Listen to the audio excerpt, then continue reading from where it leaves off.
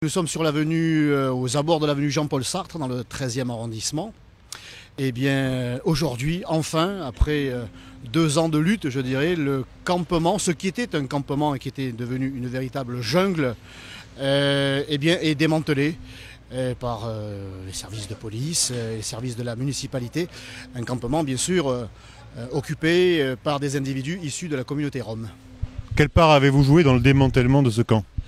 Alors un camp, une jungle qui s'est développée durant 2 années, malgré la vigilance de la mairie de secteur qui avait, dès l'installation des premiers campeurs, si j'ose dire, pu intervenir. Et puis ils ont fini par s'installer grâce, bien sûr, à des associations complaisantes. Puisque nous sommes sur un terrain qui appartient à la ville de Marseille, eh bien nous avons harcelé Jean-Claude Gaudin pour qu'il agisse, pour qu'il porte plainte, ce qu'il a finalement accepté de faire. La justice s'est prononcée au mois de décembre pour que l'expulsion ait lieu.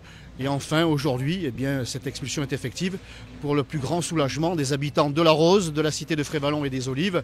Donc la mairie des secteurs a rempli son rôle, je dirais, au quotidien, en rappelant aux institutions, au pouvoir public, que, eh bien, il y avait des Marseillaises et des Marseillais qui survivaient aux abords de cette jungle, et que force devait quand même rester à la loi. Est-ce que les familles de Roms ont accepté les propositions de relogement ? Les propositions de relogement, il n'y a pas que ça, hein. Il y a tous les services sociaux qui quasiment chaque jour se déplacent sur ce campement comme sur les autres pour les aider, pour leur proposer des solutions de relogement pérennes. Eh bien, à chaque fois quasiment, les populations roms le refusent cette main tendue par les services sociaux, et se déplacent de quartier en quartier, surtout dans les quartiers nord.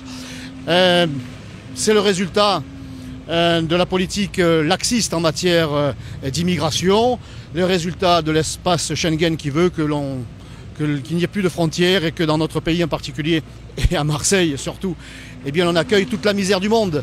Cela doit nous servir de leçon, cela doit convaincre les électeurs que dans quelques jours, les 23 avril et 7 mai, eh bien s'ils veulent vraiment un changement dans ce domaine en particulier de l'immigration, eh bien il faut qu'ils choisissent le bulletin bleu marine.